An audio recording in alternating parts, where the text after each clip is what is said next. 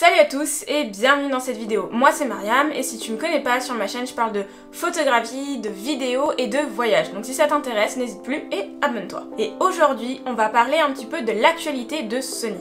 Avec la sortie très récente de l'A7S III, même s'il est juste pré-vendu, il n'est pas encore sorti physiquement en magasin, j'aimerais qu'on voit un petit peu ce qui est possible pour fin 2020 et 2021 du côté de chez Sony.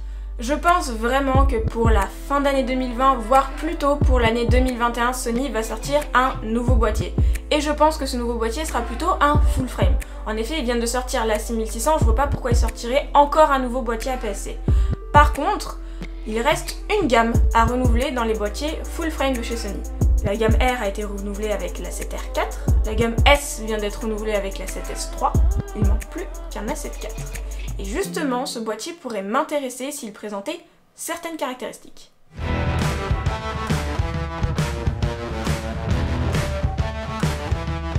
Pour passer à la caisse, il faudrait que cette A7 IV embarque la même ergonomie que la 7S III. Je veux bien sûr parler du merveilleux écran retournable qu'on attendait depuis des années chez Sony et qui est en plus maintenant tactile même dans les menus. Franchement, je comprends pas ce qu'ils attendaient pour le faire, mais ça y est.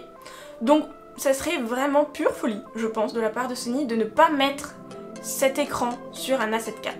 Donc pour moi, de base, si je veux investir dans un A7 IV, il faut qu'il y ait cet écran retournable et tactile.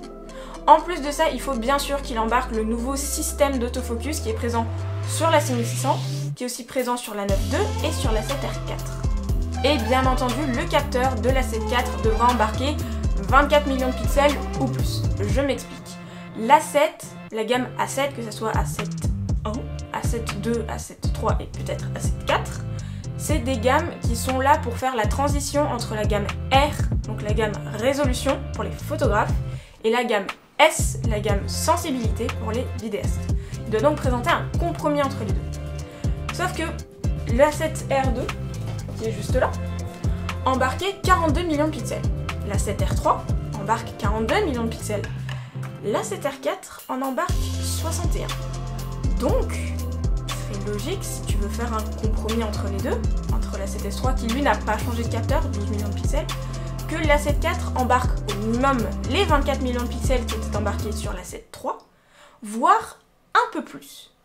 Donc voilà, moi pour cette A7 IV, j'attends vraiment toutes les caractéristiques, je vais y arriver, je pose la Star 2, que je viens de t'énoncer. Donc la nouvelle ergonomie Sony, bien sûr le nouveau système d'autofocus et un capteur, on va dire, de 24 ou plus. Ce serait vraiment ce qui pourrait me faire pencher vers un A7 IV, qui serait peut-être là en remplacement de mon A6600, mais je t'explique ça juste après.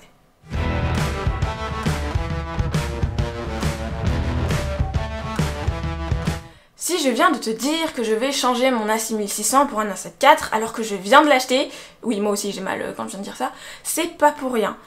Sony a sorti deux nouveaux boîtiers APS-C, donc la 6400 et la 6600 qui me filment. Et franchement j'adore la 6600, j'adore pouvoir me regarder et pouvoir jouer en lui disant vas-y essaye de chercher mon œil avec l'autofocus. Mais le problème c'est que sur un boîtier d'exception, même moi j'arrive pas à le dire, sur un boîtier d'exception, il faut mettre des optiques d'exception. C'est là où Sony pêche un peu. Il a sorti un super boîtier, mais pas les optiques qui vont avec. Je trouve que le parc APS-C est assez vieillissant. Oui, on a les optiques Sigma qui sont juste géniales, le 16 mm 1.4, le 30 mm 1.4, le 56 mm 1.4, mais c'est Sigma. C'est très bien qu'ils ont fait des objectifs de très bonne qualité, mais c'est pas des objectifs natifs. Et c'est ça qui m'embête un petit peu. Si, ils ont sorti le 18-55 f2.8. Je ne vais pas cracher sur Sony, ils ont sorti un objectif. Un objectif qui est très bien, qui coûte très cher, ça c'est Sony, enfin c'est les constructeurs de manière générale, mais ils en ont sorti un seul. Un seul pour, on va dire, un peu renouveler le parc du 18-105, du 10-18, de tous les objectifs APS-C. Et c'est là que je comprends pas trop. Le 18-105 est très bien pour la vidéo, mais pour la photo, il manque de piqué, il manque de qualité par rapport à ce que peut produire le boîtier. Et je le vois très facilement, quand je prends des photos avec la 7R2 qui date quand même de 2015 et qui n'a pas du tout le même système d'autofocus et qui en termes d'autofocus n'est pas comparable à la 6600, ben j'obtiens quand même des meilleures photos. Pourquoi? Parce que dessus j'ai soit le Tamron, soit le 85 mm qui sont des objectifs vraiment incroyable. Et en face, j'ai le 1805, qui comme je vous l'ai dit est très bon en vidéo, mais qui en photo, je pense qu'il ne fait pas le poids. Si on regarde sur DX0 Mark, le 1805 est très mal noté. Et c'est là que je comprends pas trop la politique de Sony. Ils sortent des boîtiers APS-C juste oufissimes, mais ils renouvellent pas vraiment leur parc d'optique. Donc moi, ce que j'attends pour 2021 et fin 2020, plutôt 2021 je pense, c'est de nouveaux objectifs. Quasiment tout le parc full frame a été renouvelé avec la superbe gamme G-Master, le 20-1.8, le 24-1.4, le 85-1.4. Pourquoi il n'y a pas ces équivalents en APS-C? C'est ça que je comprends pas. Ils ont sorti un zoom, mais aucune focale fixe. Comme je vous l'ai dit avant, il y a les focales fixes de chez Sigma. Elles sont relativement peu chères et très qualitatives. Donc merci à Sigma déjà d'avoir comblé ce fossé, mais je comprends pas ce que Sony attend. Donc voilà, c'est ça qui me ferait peut-être changer mon A6600 pour un A7 IV. C'est le manque d'objectifs pour justement exprimer tout le potentiel. Et vous allez me dire, bah, Mariam, c'est la même monture, pourquoi tu montes pas ton Tamron sur ton A6600 et puis on n'en parle plus.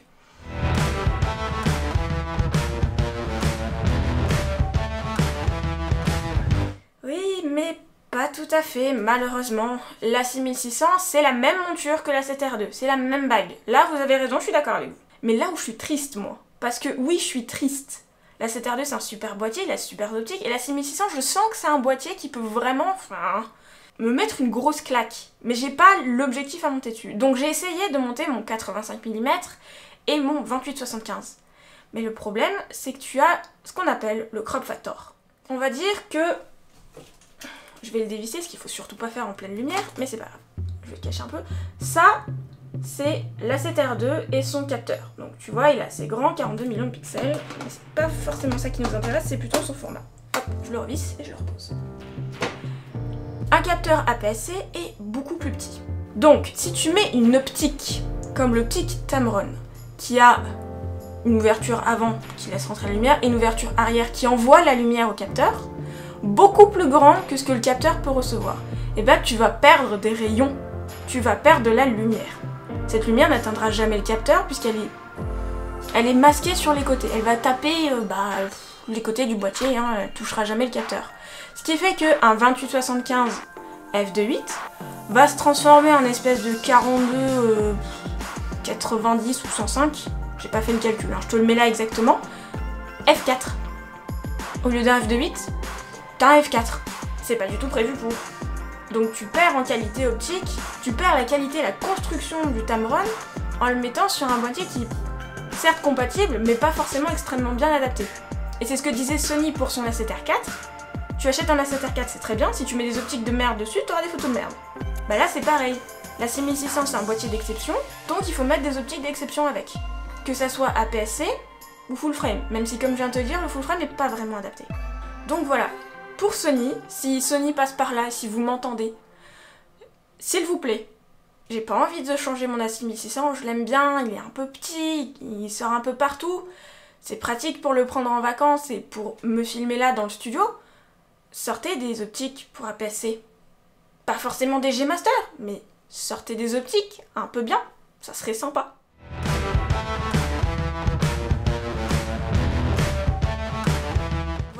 Pour résumer très globalement, parce que je pense que la vidéo va être un petit peu longue, ce que j'attends de Sony, c'est un boîtier full frame. J'aurais aimé avoir un A7R5 qui embarque la même ergonomie que la 7S3. Je commence à m'embrouiller avec toutes les gammes.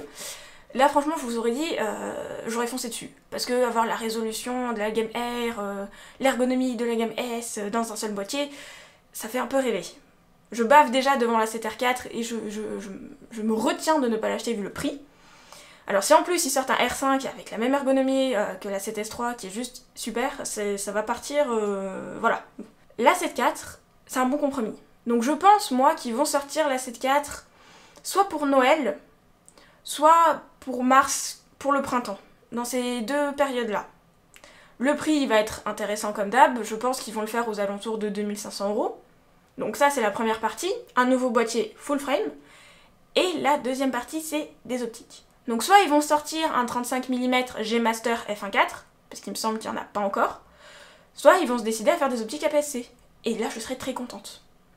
Dans tous les cas, j'espère vraiment qu'ils vont sortir quelque chose au moins, entre fin 2020 et 2021. Voilà, c'est la fin de cette vidéo, j'espère qu'elle t'a plu. N'hésite pas à me dire dans les commentaires ce que toi tu attends pour Sony ou pour ton constructeur préféré pour l'année, la fin 2020 et l'année 2021. Et si cette vidéo t'a plu, je compte sur toi pour surtout t'abonner à la chaîne, pour la liker et la partager. Et sur ce, moi je te dis à la semaine prochaine!